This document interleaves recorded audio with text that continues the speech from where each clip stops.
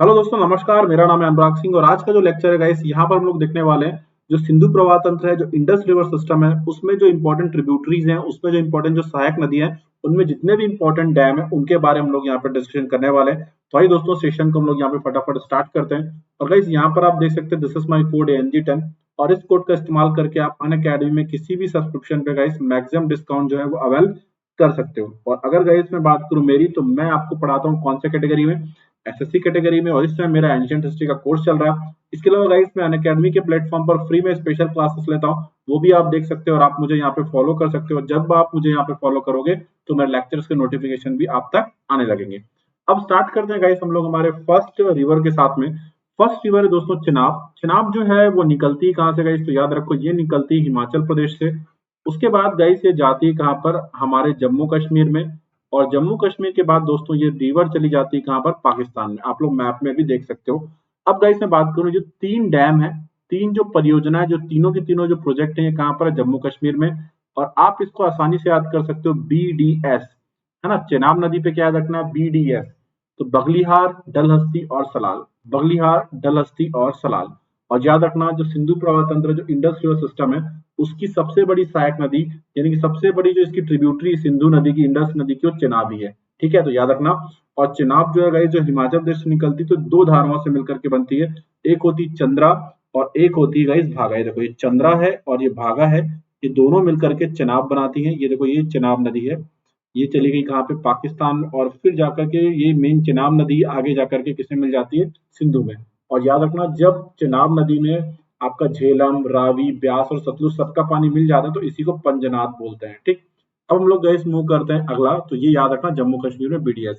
अगला गैस याद रखो, ये भी पूरे वर्ल्ड का हाईएस्ट जो रेलवे ब्रिज है गाइस, वो कौन सी नदी पर बन रहा है, चिनाब नदी पर। और ये कहाँ पर है दोस्तों, तो ये भी आप लोग याद रखो, जम्मू कश्मीर पे। और इसकी हाइट आप देख सकते हो, 359 metre, super important, world highest railway bridge. अगला देखते हैं दोस्तों, झेलम। अब गाइस अगर मैं झेलम के बारे में बात करूं, तो ये निकलती है कहाँ से, इंडिया के जम्मू एंड कश्मीर से। देन गाइस ये कहाँ पे जाती है, जो पाकिस्तान ऑक्यूपाइड कश्मीर का एरिया है वहां पे। और उसके बाद गाइस ये कहाँ पे चली जाती है, पाकिस्तान। ठीक है ना। और आज की डेट में गाइस जो पीओके वाला एरिया है, यहाँ पर आपको क्या देखने को मिलता है, गिलगित। और गिलगित जो है गाइस ये लद्दाख में आता है। ठीक है।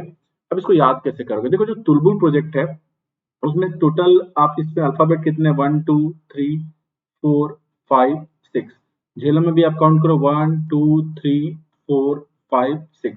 उसके बाद जो गाइस जे है, वो कौन से नंबर का अल्फाबेट है, 10th नंबर का है। रीजनिंग में आप इसको 10th बोल देते हो। और टी जो है वो कौन से नंबर का है, तो 20 नंबर का। तो देखो पहला वर्ड इसका जे से है, झेलम। और इसका डबल कर दोगे तो टी हो जाएगा।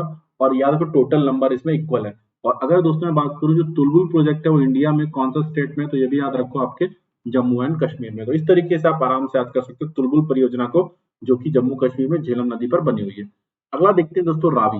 रावी नदी भी निकलती है इंडिया के हिमाचल प्रदेश से। देन इंडिया के कहाँ पे जाती है दोस्तों, पंजाब। और उसके बाद ये चली जाती है दोस्तों कहाँ पर, पाकिस्तान। अब आपको अगर मैं गाइस यहाँ पे बात करूं, तो यहाँ पर दो डैम आपको दिख रहे हैं। और ये दोनों के दोनों डैम आपको कहाँ पर देखने को मिलेंगे, इंडिया के पंजाब में। दोस्तों सबसे पहला है तो रंजीत सागर। अब रंजीत सागर डैम याद कैसे करोगे, देखो अगर हम लोग बात करें, पंजाब में किंगडम हुआ करता था, है ना, सिख किंगडम जिसको बोलते थे। उसके फाउंडर, उसके संस्थापक कौन थे, रंजीत सिंह। यस और नो। तो ऐसा याद रख लेना कि इस पंजाब में रावी नदी पर रंजीत सागर डैम बना है। ठीक है ना। और अगर मैं गाइस बात करूं कौन से गांव में बना है, तो उस गांव का नाम है थेन। उस गांव का नाम है थेन। इसके अलावा गाइस अगर मैं बात करूं, हम लोग ना जरूरत से ज्यादा पानी किसको दे रहे थे, पाकिस्तान को। तो हम लोगों ने रंजीत सागर डैम के थोड़ा आगे एक बांध बनाना चालू कर दिया, जिसका नाम है शाहपुर कांडी डैम। और इसको आप ऐसे याद कर लो कि जो एस के नाम का आदमी था, वो रंजीत सिंह का खास आदमी था।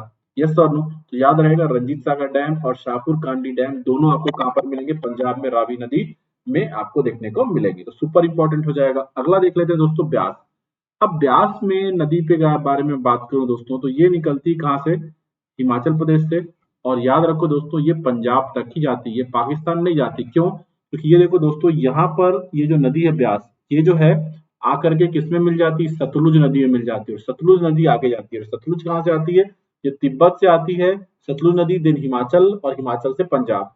दोस्तों अगर बात करूं, जो पोंग डैम है वो कौन सा स्टेट में है, हमारे हिमाचल प्रदेश में। पर इसको याद कर लो, पोंग में टोटल अल्फाबेट कितने, 1 2 3 और 4, और इसमें भी कितने 1 2 3 और 4। और ऐसे याद रखो जो आपका ब्यास नदी है वो किसकी फेवरेट नदी थी, तो याद रखो महाराणा प्रताप की। तो इसको ऐसे याद रख लो, महाराणा प्रताप सागर भी डैम बोलते हैं इसको, महाराणा प्रताप सागर।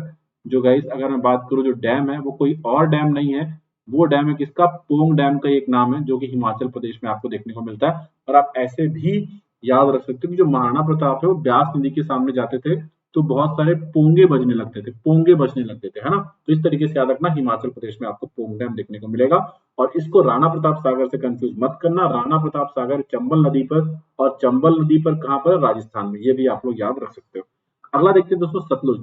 सतलुज नदी पर दो डैम है, एक तो हिमाचल प्रदेश पर है, और इसको याद कैसे करो, जो हिमाचल प्रदेश में जो नाथू है वो कैसा है, बहुत ही झगड़ालू, नाथू जो है बहुत ही ज्यादा झगड़ालू है। तो नाथपा झाकड़ी जो डैम है हिमाचल प्रदेश में सतलुज हो गया। दूसरा दोस्तों आपको याद रखना है भाखड़ा नानगल, ये भी सतलुज नदी पर है।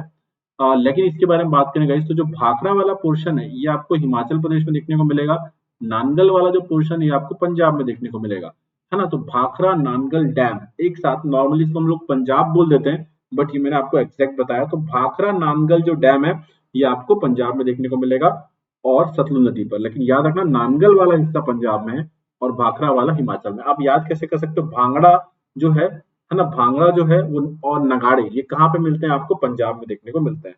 तो आई होप गाइस आपको ये भी याद हो गया होगा। तो दोस्तों अगर अभी तक आप लोगों ने इस चैनल को सब्सक्राइब नहीं किया तो आप सब्सक्राइब कर लीजिएगा, और अगर दोस्तों आपने अभी तक सेशन को लाइक नहीं किया तो सेशन को लाइक भी कर देंगे, ठीक है, और शेयर जरूर करें। और एक बात और याद रखना दोस्तों, एक होता है ICJ, मतलब इंडस चिनाब झेलम, ये तीन नदियों का 80% पानी जो है पाकिस्तान के पास है, और रावी ब्यास सतलुज, इन तीन नदियों का 80% पानी जो है इंडिया के पास में, बचा हुआ 20% पाकिस्तान वाली का इंडिया के पास जाता है, और इंडिया वाली का जो 20% है किसके पास जाता है, पाकिस्तान।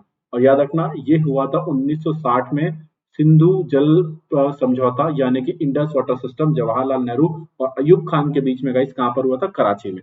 ठीक है, तो ये था गाइस आज का लेक्चर। और इसके अलावा आप कोई सा भी सब्सक्रिप्शन परचेस कर सकते हो यूजिंग द कोड NG10, आपको इंस्टेंट 10% ऑफ अवेलेबल हो जाएगा।